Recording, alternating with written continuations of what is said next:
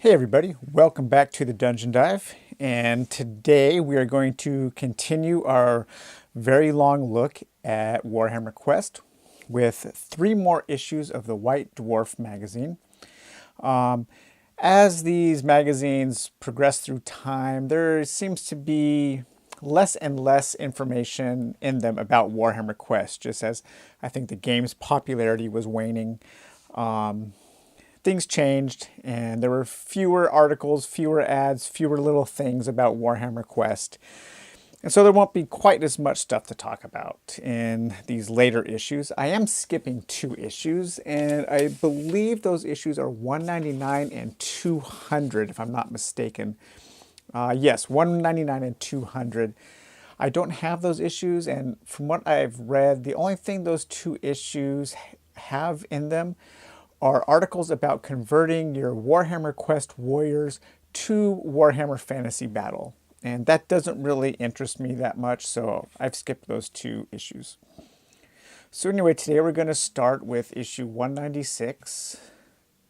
And we have here another cover by Gallagher. I do have my new camera set up, so I'm still kind of learning the best way to use this camera. So hopefully things turn out good. I'm going to experiment a little more with some different audio, a couple of different kind of microphones coming up soon. But for now, I'm just using a cheap lapel mic that I have for this. So like I said, there's not a ton of stuff in this issue from May, issue 196. As a matter of fact, one of the first things I just wanted to highlight, because there is so little in this about Warhammer Quest, is just some cool stuff about another one of my favorite Games Workshop games, and that's Space Hulk. Space Hulk was one of the first, after Talisman, the second Games Workshop game that I got into. I really love Space Hulk. I still like it a lot. I still might argue that it is possibly their best game. I do wish that there were more ways to play with more than 2 people. That's the only thing that the game, I don't get it to the table very often just because it's only a 2-player game. I find 2-player games the hardest to get to the table. But this is a nice little mini campaign that comes with, actually no, the mini campaign is later in the other issues. This is just an article about Space Hulk, and just says, I think this was probably around the release of 2nd edition, because in there's, they talk about the history and how the 1st edition came out in 1989.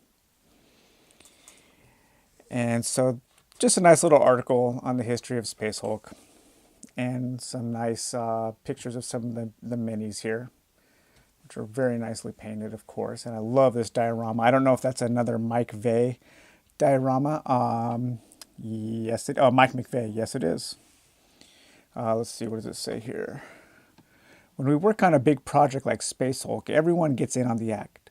Mike McVeigh's shown off his modeling talents with a splendid diorama of hard-pressed Deathwing Terminators beset on all sides by a horde of ravaging gene stealers. I think Mike's managed to capture the feeling of desperate combat aboard a Space Hulk really well, and all the little details are just amazing. So yeah, once again, his work is just phenomenal. And the thing about Space Hulk that I really like is that tension. It really does. It really is one of the most tense games I've ever played. You know, when you're playing those Terminators and a parade of gene stealers are marching down the corridors, and you just got to keep rolling those dice, and it's really fast paced, and you're just like, 1, 2, come on, I need that 6, I need that 5. And it just gets really, really exciting. Really good game. And so we only really have one Warhammer Quest thing in here, but it is a good thing, and it's a first of a 2-parter, and that is called On the Waterfront. And this was an article in Rules kind of talking about exploring the greater world, getting on boats, going into the ocean, and moving on to different realms. So it says this article is the first in a two-part series introducing coastal towns, ocean journeys, and the Lost Kingdoms to your Warhammer Quest campaigns. Don't worry, though, in this issue, we give full details of a brand new settlement, a seaport, where your warriors can experience all the thrills and spills of harbor life. Have the warriors in your party trudged the length and breadth of the old world? Is there no dungeon depth that remains unseen? No lost towers left explored? No goblin-infested caverns you haven't conquered? Is every evil necromancer cower in terror at the mere mention of your party's name? If the answer to all these questions is a big yes, then maybe the old world isn't big enough for you and your party anymore. Perhaps you should start looking further afield, searching beyond the vast tracts of ocean or the great deserts beyond the edge of any known map, to find the legendary realms known only as the Lost Kingdoms. So, typical Games Workshop fashion, they definitely do build up what you're getting a little more, a little more than what you actually get. Because really, you only get a few pages here. But it does add stuff, and it was pretty much a free little mini expansion. So you get a seaport and a harbor. So there's the harbor has a couple new locations. We have the trading post and the brig, and you can also do illegal trading or smuggling. And the trading post is where you could buy stuff. You can get thrown in the brig, and then best of all, you have some new events, these harbor events. So you roll a D66. Any special skills or rules that apply to settlement events also apply to harbor events. So you have a whole, 36 new events to experience if you go to one of these harbor towns. So that's always fun. Nice picture here of a little harbor setting.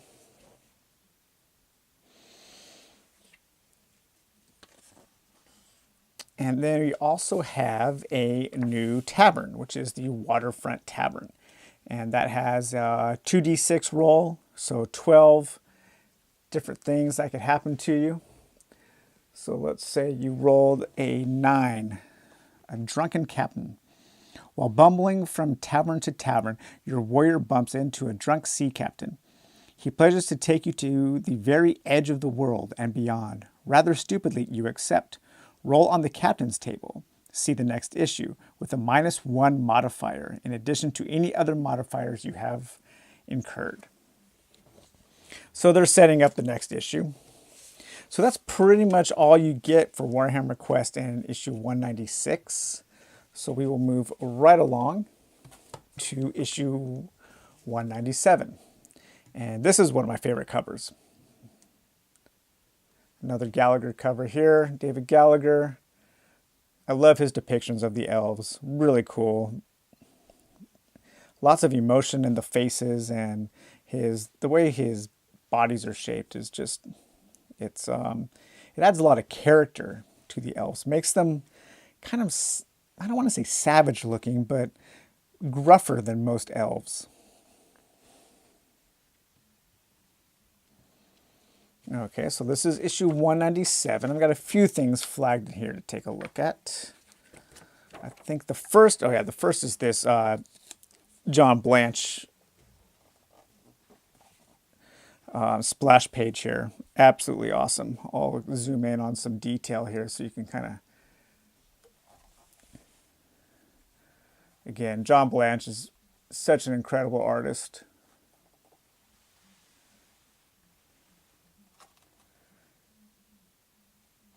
I really like how he works in these kind of just monotone colors. Really nice work. All right, so let's see what we have next. So next is we have the second part to the Lost Kingdoms article. So concluding the two-part article on foreign travel, this issue we present rules for a life on the ocean wave. Now your warriors can seek their fortunes in distant lands. Of course, they have to survive the perils of the sea first. So here you have a seaport, and from the seaport you can hire a captain, and the captain can take you across the ocean. You can board a ship, and you can have adventures out at sea. And the captain's table, you roll a d6, and you can figure out what kind of captain you're going to get. So let's say you roll a 5. You would get Captain Cook. Cook is a superb sailor, navigator, and intrepid explorer. Cook's model is slow and steady, and although the journey takes 2d6 months, each ocean event may be re-rolled once. So when you're at the ocean, at sea, you have a whole another table to roll for your ocean events. And you also have this a sailor's wares harbor location, so another place where you can buy items. And then it tells you how to have Lost Kingdom adventures.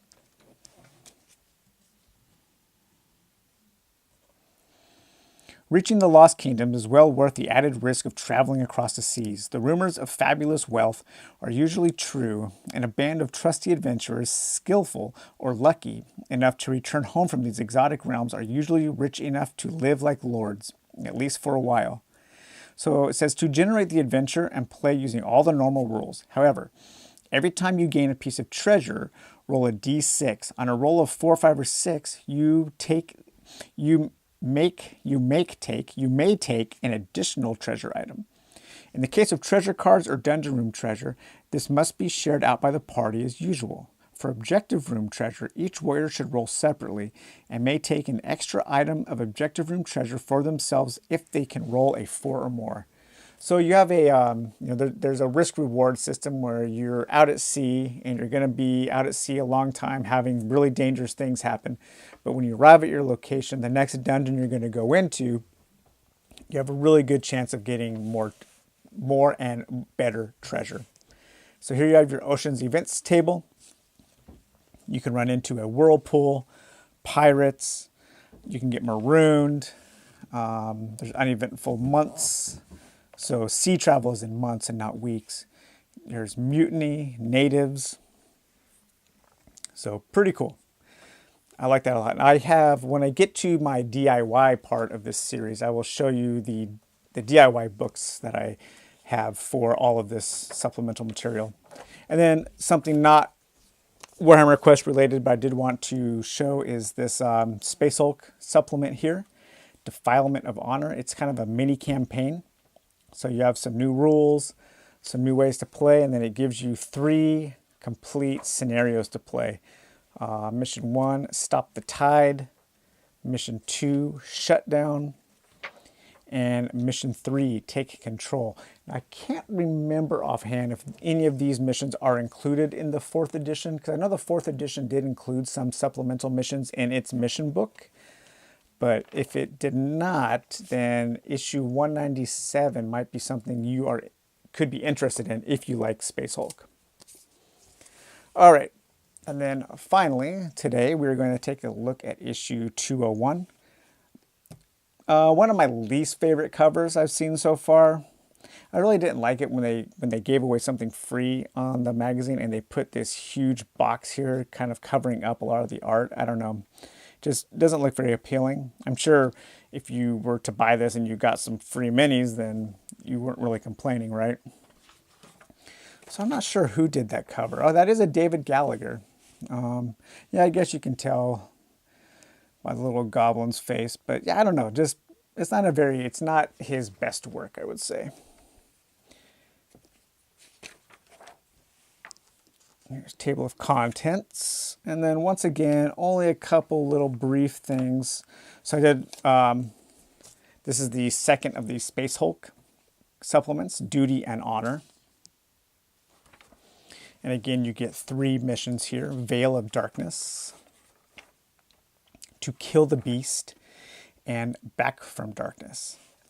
And then finally, there's an ad.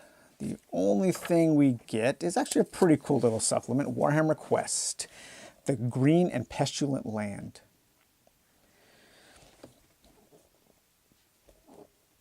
A horrifying disease for which there is no apparent cure threatens to wipe out the entire population of an empire town. A cry for help spurs the warriors to find a way to save the innocents, but the origins of this plague are shrouded in mystery and legend. The warriors must find a way to save the town and perhaps themselves. So as you can probably tell, these few pages in this issue deal with Nurgle and the Lord of Decay and Disease. And so this just kind of introduces ways to have Nurgle enemies and some special rules for different types of plagues and whatnot. So you have some special rules. This adventure uses the Fountain of Light objective room from the Warhammer Quest box. It also uses the stairway board section. In order to cleanse the caverns of giant rats, as well as all the other foul denizens that inhabit the place, they must be sealed and flooded. The only way to do this is by blocking off the outflow of a spring in the depths of the caverns. The warriors must then find a way to escape. So you have some different, some more special rules. You have a plague room monster table. So you can have, let's see, plague bearers of Nurgle, Nurglings, giant rats, plague bearers, Skaven, plague monks, and plague censer bearers, things like that. And then you also have a chaos sorcerer of Nurgle, and you have some of his magic. Things like Cloud of Flies, Plague Wind, Rancid Visitation, the Stench of Nurgle, Stream of Corruption, and Fly Swarm. So yeah, that's about it. So that was issues 201, 197, and 196. We've got just a few more issues to go through, and then we will be moving on finally to my batch of DIY stuff. So, all right, everybody, have a good one, and we will talk to you later. Bye-bye.